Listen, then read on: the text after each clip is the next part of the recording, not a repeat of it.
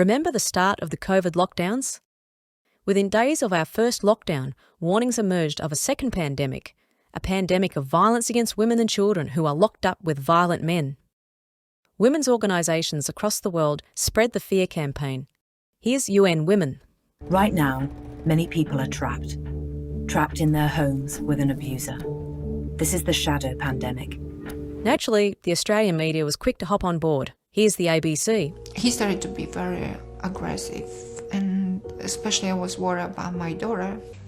And I wanted just to protect myself and my daughter. This is literally the worst we've ever seen in living memory. It really is a shadow pandemic. The push was on for more funding for the domestic violence industry to deal with the looming crisis. Domestic violence support services say lockdowns are creating pressure cooker environments at home, with an increasing number of women and children seeking help. Money quickly started to flow in, with one state after another making proud announcements of new funds to help with the crisis. We know that for many, predominantly women and children in our community, home is not always a safe place to be. And that's why we're here today to announce a $40.2 million package. But then, disaster.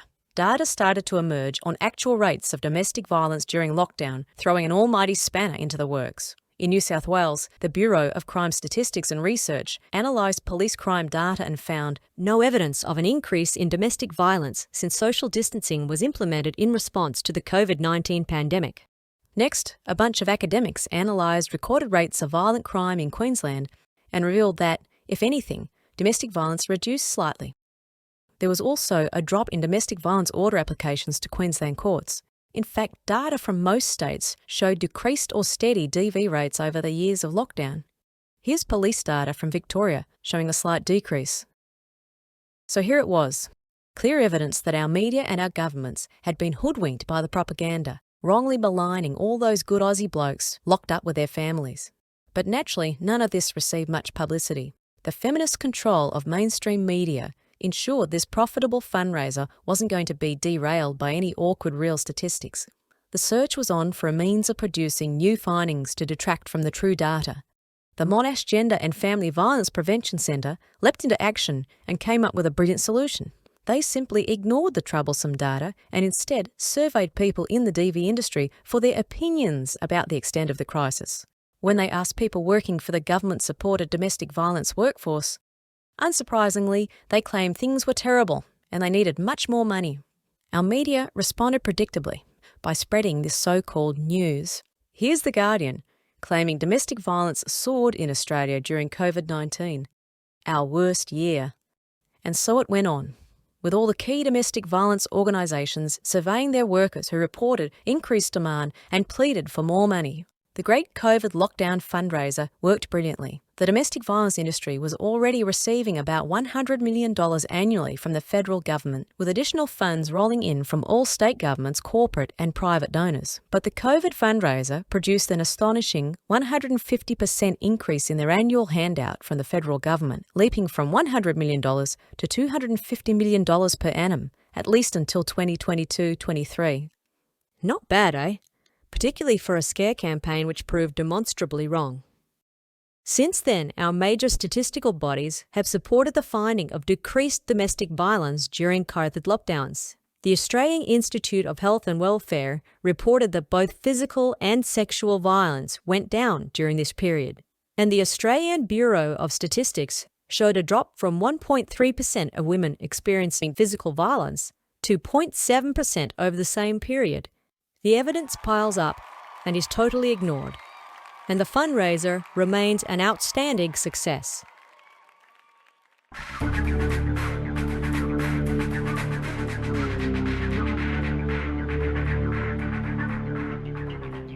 Australia's Parliament recently altered the Family Law Act and removed just about every mention of children's right to care by their fathers. The claim is this will protect children from violent dads. There's no way the activists who push for changes to family law are going to allow the truth to be exposed about where children are most at risk, namely in the care of mothers. It's over 25 years since our official Australian government bodies published statistics on gender of perpetrators of child abuse. despite this information being readily available in the datasets used for their regular reports on child protection. Back in 1996, the Australian Institute of Health and Welfare published a paper on child abuse and neglect, which included the finding that mothers were nearly twice as likely as fathers to be responsible for abuse or neglect, 628 compared to 331 cases. That was according to data from the states for which information was available. The research paper also noted that more emotional and sexual abuse and neglect cases involved children from female single-parent families than from other types of families. When this revealing data was picked up by the media, the sisterhood flexed their muscles, and the next year the AIHW announced their decision to no longer publish figures on the gender of perpetrators of abuse of children. The reason they gave was absurd. They claimed not all states had provided relevant statistics, which was also true for the data that caused the stir in 1996. So, for the last quarter century, our official statisticians monitoring the abuse of the most vulnerable people in our society have been dancing to the feminists' tune. They have refused to release vital information relevant to child protection. But occasionally a crack has emerged in this carefully controlled wall of silence regarding child safety. In 2008, a Freedom of Information request forced the West Australian Department of Child Protection to cough up statistics which showed that mothers were perpetrators in 73% of cases of neglect and abuse by parents in 2007-2008. Mothers were responsible for almost 68% of cases of emotional and psychological abuse by parents, about 53% of physical abuse, and more than 93% of all neglect cases. But that's a rare glimpse at the truth on this issue. In the main, the carefully constructed narrative holds firm in this country, with nothing allowed to detract from the dangerous dad plotline. Here's an article about who abuses children from the Australian Institute of Family Studies. It follows the prescribed script by conveniently lumping together fathers and stepfathers to claim twice as many children are physically abused by dads than mums. Stepfathers include mum's boyfriend, any male passing through the lives of a single mother. It has long been known that these males pose the greatest threats of all when it comes to abuse of children, particularly sexual abuse. Jeremy Summit, then a researcher at the Centre for Independent Studies, conducted an analysis of overseas data which found, for instance, that American children who lived with a single parent with a partner in the home were 20 times more likely to be sexually abused. There's some published information about filicide when parents killed their own children. A 2012 national study of filicide which found that although slightly more of the perpetrators were men, children were actually most likely to be killed by their mothers than their fathers. But when a journalist highlighted this finding, the lead author of the 2012 study, Thea Brown, leapt into print with a letter to the editor claiming it was not helpful to demonize any perpetrator group. And after this, data on gender of perpetrators disappeared from all published versions of the article published by Brown and her colleagues. These patterns have since been confirmed. A 2015 examination of homicide data by the Australian Institute of Criminology noted that females accounted for over half, 52%, of filicide offenders. In Australia, we've seen some dreadful killings by mothers of their children. Former Australian water polo player Kelly Lane's murder of her newborn baby Tegan. Ken's mother Raina Thayday, who stabbed her 7 children and her niece to death. 4-year-old Chloe Valentine, who died from at least 39 injuries to her body after being repeatedly forced to ride a 50-kilogram motorbike. Her mother, Ashley Jean Polkinghorne, filmed her crashing into various objects. Charmaine Harris McLeod, who drove into a truck, killing her 4 children after fabricating a rape and violence allegation against her husband. Why are more mothers killing their children? Asked the magazine Marie Claire in a rare article on this subject a few years ago. Naively, the article asks why nothing is being done to address the issue of filicide. The answer is simple. Women are the major perpetrators, and no one wants to know. The same picture emerges from countries everywhere. Mothers are responsible for most child deaths.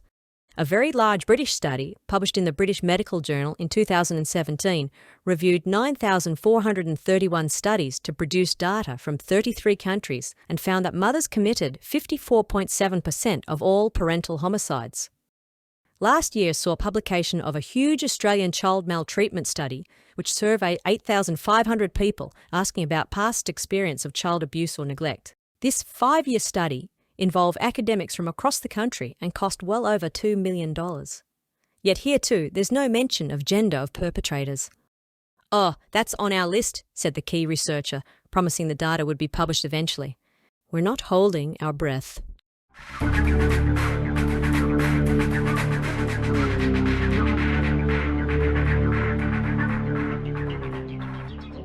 You would have thought the campus activists who forced our universities to set up kangaroo courts would rest on their laurels after this proud achievement.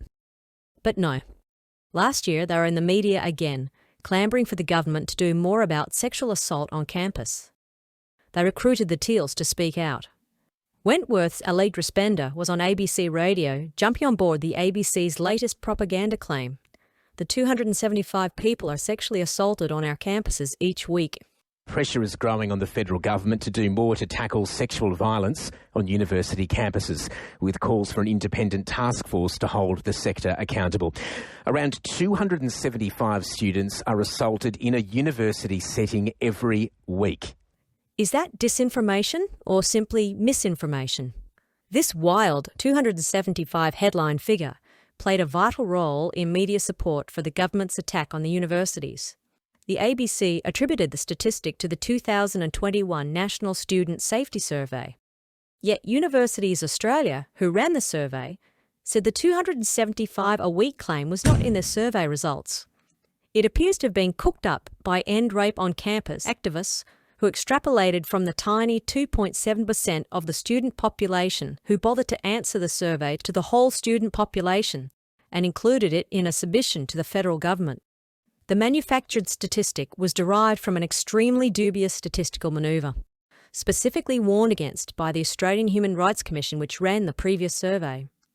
The Commission stressed the respondents were self-selected students who were motivated to respond, which means these responses cannot be regarded as representative of the Australian university student population as a whole.